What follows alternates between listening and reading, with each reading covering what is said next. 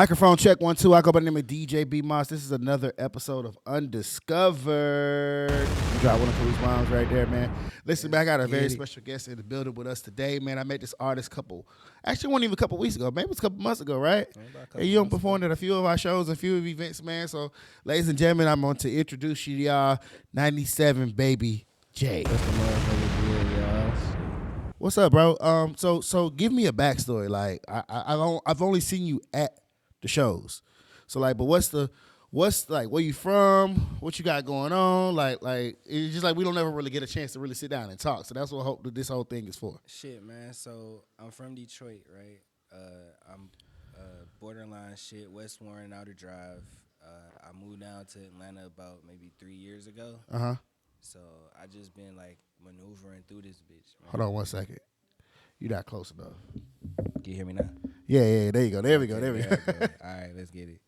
I'll start over. You good? But yeah, I'm from Detroit, man. West Warren and Outer Drive area.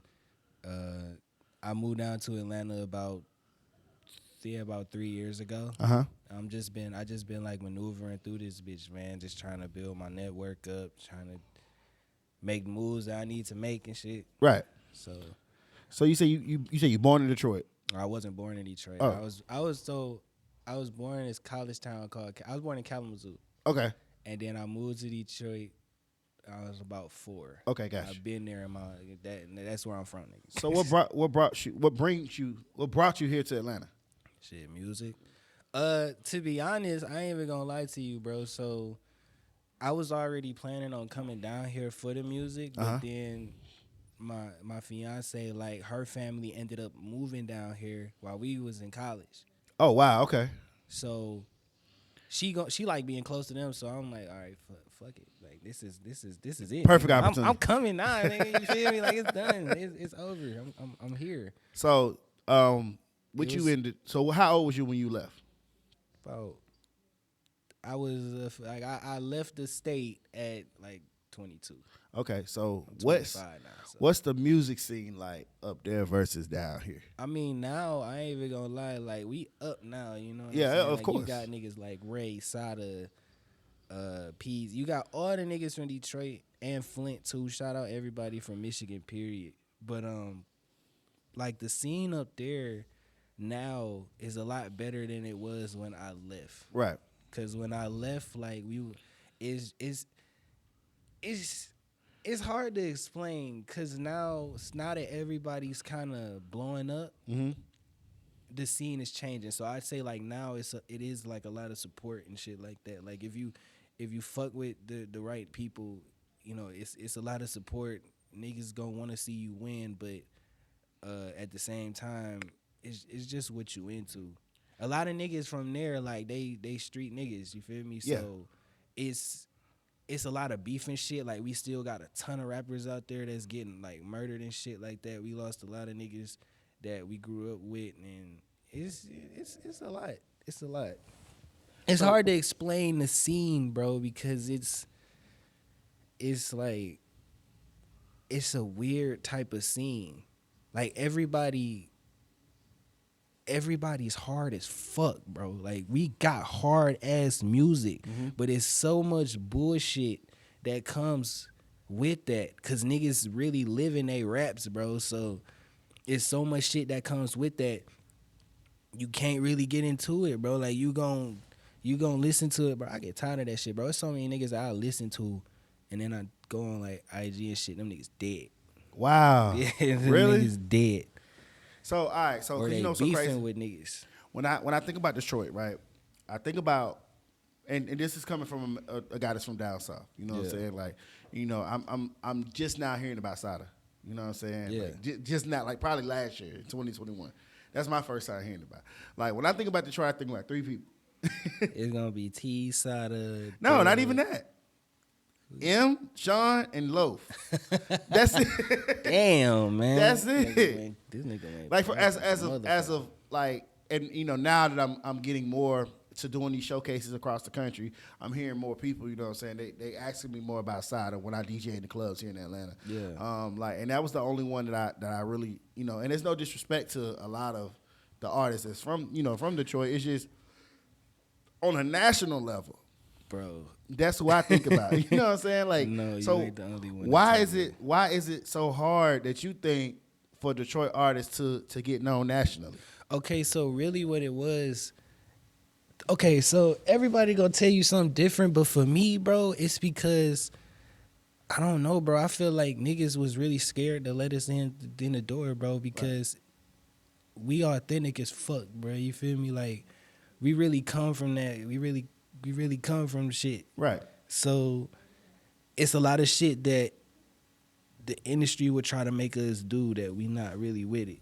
It's niggas like most of the niggas that's buzzing now, I would say except like maybe Sada, but Sada was out for years. And I just found out about him last year. But here's the even crazier part. Like all the other niggas that's buzzing, like Babyface Ray, Peasy. Oh, I did hear about Ray, this year. I heard about Ray, Peasy, Payroll. These niggas been out since I was a teenager, bro. I'm 25 now. These niggas been out for at least 10 years. I was listening to these niggas in 2011, bro. God damn. And yeah, that's what I'm saying. Like T Grizzly, bro. Before see, here's the thing. Like before he blew up, it was motherfucking. It was like, how do I say this shit? Niggas was doing some different shit, but that nigga was out for a long time before he blew. So the thing about it is like we just now getting out there because I think it's because I don't know, just niggas just started deciding that to tune in with us or something like that. Who do you think is the closest artist that has the real Detroit sound? Everybody. Word. So like, cause when I heard Sean, they told me Sean ain't what Detroit sound like. See, like them that's mainstream shit though. Okay. Like but if you really want to go there, he didn't really start getting mainstream up until maybe 2012, 2013 days. But even when he first started, it was like Detroit always had the same sound, but it just evolved throughout the years. Like when he was like first coming out and shit like that was Detroit. Okay. The only person like shit, Dej Loaf, she was Detroit, but she had like she just I feel like up until the point where she really blew up, she had the sound. It was different, but it was the sound. The only person who I can say didn't, I mean, I guess, I don't know what the sound was like back in the early 90s and the 2000s, so I can't say what M is, but I can say like now, definitely, I fuck with Eminem, bro. I don't want nobody to think I'm disrespecting him, but no, that shit's not the Detroit sound. The people who's out now, that's the sound that I know. That's the sound that we all grew up with. So you left Detroit, you here in Atlanta, Georgia. Have you came across any celebrities, you know what I'm saying, walking in the mall, being in Walmart? Because in Atlanta, brother, like, you could be at a red light and you can see somebody. But see, the thing is, like, I ain't even gonna cap, I guess, but I ain't really met, like, the closest, like, the biggest celebrity that I met was Boosie. And that was because I was in that movie Waterboys. Oh, you was in Waterboys? I'd get into that. So. Okay, we gotta talk about that. I'm gonna get into that. All so right, listen, like I kind of was. So, but he's like the biggest one that I've met. But I guess it's a weird thing, bro. Cause like I guess cause every nigga out here is a damn celebrity at this point. Yeah, it's niggas out here like. I ran into a fucking battle rapper. His name Zip 'em Up K Shine. This is when I first got here. Nigga, we was at a fucking American House of Pancakes, or was one of them fucking pancake shops.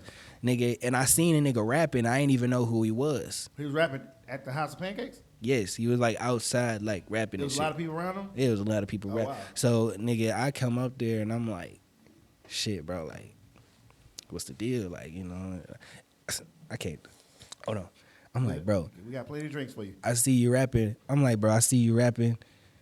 You know, I rap too, nigga. Let's go. Yeah. He give me his IG and shit. I'm like, this nigga got 300,000 followers and shit. He on fucking the battle rap channels and all that shit. I'm like, damn. And he's rapping in front of this nigga is a huge like battle rapper, nigga. And I'm like, what the fuck? It's a lot of niggas. Nah, bro, like it's a lot of niggas. Like I would follow them or I would just like see them. I'm just doing networking shit, and I would look at them. You wouldn't really think, but these niggas got hundreds, thousands, you feel me, followers on IG, TikTok, all that shit. I'm like, damn, nigga, you famous. They like, it just depends. But as far as like huge ass celebrities, like niggas that everybody like know. Right. I don't know. I think Boosie's like the only like the biggest one. Maybe Jessica Dime, but that was still like that's all like Waterboy shit. Right, That's right, shit that right. we seen off Waterboys. No, it's all good. It's all good. Like the thing about it is, being here in Atlanta, one person can lead you to the next person, and lead you to the next person, and lead you to the next person. How important has networking been to your career? Nigga, I did not like I've always done networking, but I never understood like how much I had to do. Cause I mean, like when I was in like Detroit and I was going like college and shit. I was going home doing it. I was going back up to the college towns doing it. Like I mean, nigga, it was cool. Like, but I never realized like how much work you really gotta put in with this shit. Like niggas always told me about like networking. You gotta network. You gotta market yourself. You gotta do this. You gotta do that. But niggas never gave you the game for it. They never told you like what's good things that you can do in order to make that happen. So I'm just going around just doing it. Right, just following people on IG and then that's it. Nah, bro. Like at least like down here, bro, it's a totally different game. So Absolutely. I really had to put shit in motion, bro. I got the business cards with the QR codes. I got the fucking. I'm trying to get flyers put all over the streets, man. It's a lot. No, I mean, and that's cool because like the dream that you want is definitely achievable. It's probably I'd say networking, bro, is really like the most important thing that you can do, because I wouldn't have had none of the shows and shit. I wouldn't have did none of that shit if it wasn't for y'all. You feel me? Right. You and Scott.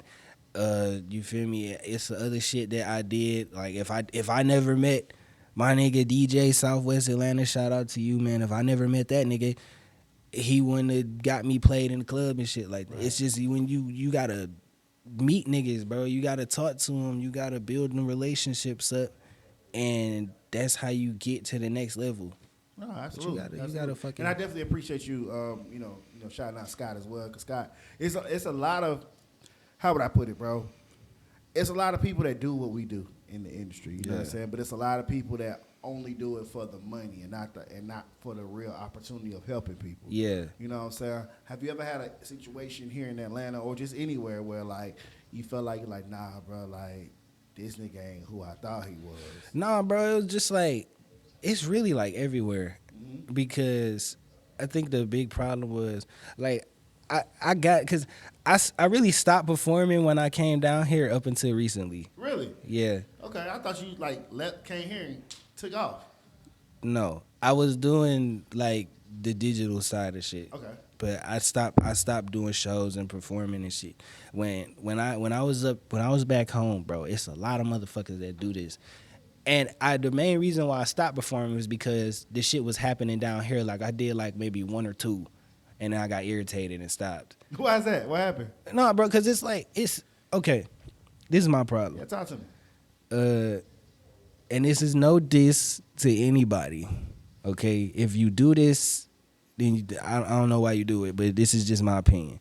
The problem I got with a lot of these like club promoters and shit like that. They would book niggas, right? They'll make you pay to perform, okay? I don't have a problem with doing that. But they'll make you pay to perform. They'll tell you, like, you pay this amount of money. Sometimes, like, I feel like if you're going to make somebody pay to perform, and it's like one or two songs, show love on the price. But these niggas are trying to charge you like $100, $200 for a fucking, 5, 6, 7 minute set. I get what you're saying, yeah. Not a bad thing, but then it's just the price. Like, honestly, invest in yourself. I don't have a problem with the prices or none of that. Right. You feel me? But this is the thing. You book 40 niggas and once you book them 40 niggas, now you got all these niggas performing. The sound quality don't even be there like that. Like, you making niggas pay for nothing, bro. I used to have this problem so much back at home, where it was like I would pay a nigga to perform. I'd get there. I'd be the main one. Nigga, I'd be the first one. Nigga, I'd get there early. I sign in. and all that. I end up going last because then it's like niggas who they'll pay extra to skip the line, and then they'll perform their entire fucking album type shit. my God, and they I don't hate say that nothing, shit. so they don't say nothing, so they let them niggas do what they do. Right. I got there at fucking 8 o'clock like you asked, and then it's 3:30, and I'm going last. And then by that Ain't nobody in time, the building. yeah, and then it's like Oh you my tell, God. you know, and then it's just like the vibe don't be there, bro. Cause not everybody. It's 40 niggas, bro. Everybody trying to perform and get the fuck on. I feel like this. If you a club promoter, you should do. If you gonna book artists, you should only book like, unless you have like your set schedule. You feel me? Unless you have like your set schedule, you let niggas perform 1 or 2 songs and that's it. Yeah. But I feel like the best way to do it is like, if you're gonna do that, book like maybe 5 to 10 niggas. But see, sometimes those 5 or 10 niggas can't bring people. That's true too. Cause look, like I don't want nobody to think this is a dig, man. You right. I just like my big problem is when it's 40 niggas and it's like when you make somebody pay to do it, and then it's 40 niggas, you go in there and nobody got shit where it's supposed to be. Right. Nobody got shit organized. Right. Niggas in there. And then half of the time, I'm not a hating ass nigga, bro, but I'd say about maybe 30% of them niggas be ass, but they be going like so early when it's everybody in there it's a weird vibe, bro. No, I feel you. And then they go in there and then everybody's kind of just taken out of the mood by the time you go up there and perform. Mm-hmm. So now you trying to perform and niggas just staring at you. Half of the niggas is artists too, so they not even really like vibing with you because they still into they self. So now they looking at you like, who the fuck this nigga is, bro? He ain't got shit on me. Mm-hmm. And bro, that shit I used to perform so much in the city, and then Yeah, we talking about Detroit, right? yeah. Right. But I used to perform so much, bro, and I kept feeling like I lost money. Because by the time I would leave that bitch, bro, I would feel like so unfulfilled, nigga. Like I would just like leave and I would be like, you know, shit, bro, I did my thing, nigga, I rocked the stage, but like that shit just No, I mean, I spent this I gave this nigga $100. You feel me? $100 out of a already pretty at that point, bro. I wasn't working like that. I'm like, bro, I gave this nigga $100 for this fucking, like that was my last 100, and I gave you this shit, especially, and then it be pissing me off when they be like, it be pissing me off when they be like, if you pay this $100, like we could, we'll do this for you, we'll do that for you. You know what I'm saying? Mm-hmm. Niggas don't even hold their end of the bargain. It's just annoying. I stopped doing it, but now I'm back at it. Right. I linked up with y'all. Y'all niggas, they've been doing the fucking thing though. Look, I appreciate like, it. that's Like, y'all some niggas that I trust, bro. I don't trust a it. lot of That's niggas. what we really care about too. It's like, yeah, money does have to be made, but like we don't be taxing niggas like that. You know what I'm saying? Like when we seen you at the toy drive, it was like, look, we trying to do this for the community. You know Yeah, that shit. Stuff like that. But was you at my Moss Fest that I did a couple weeks ago? Yeah, I did That one was that shit was crazy. That shit was lit though. I ain't gonna lie. That was crazy. It was that's my biggest event of the year. It's not normally like that. Nah, that shit was lit though. I had 3 day event going on, Friday, Saturday, Sunday. You came on Sunday, right? Yeah. Sunday, but like I had Sunday 3 clubs. On Saturday, Friday, Saturday, I had 3 clubs in the city of Atlanta. What? Like it was that whole weekend. It was 402 artists perform. That whole weekend. I So can like, fucking- it was crazy, man. I want to talk to you about the 2 records that you gave us this week, or that weekend. One of them was called Too Many, and the other one was called Get On, I believe. Yeah. What's the inspiration behind both of those? Bro, Too Many is an old song. Really? Bro. It's not even really old, but I dropped that shit like 2019. Okay. And the video and all that shit. But I ain't even gonna lie to you. Like, that song, that's one of them songs where I still do it because to this day, bro, niggas still come to me like talking about that song. Right. I gotta push that bitch. Get On, that's kind of old too, but not really. It's like a year. Okay. Ain't bad. Yeah, it's not really old Yeah. like that. But it's one of them songs that I kind of like slept on. And I never realized like how like I always thought it was a banger, but I didn't realize how.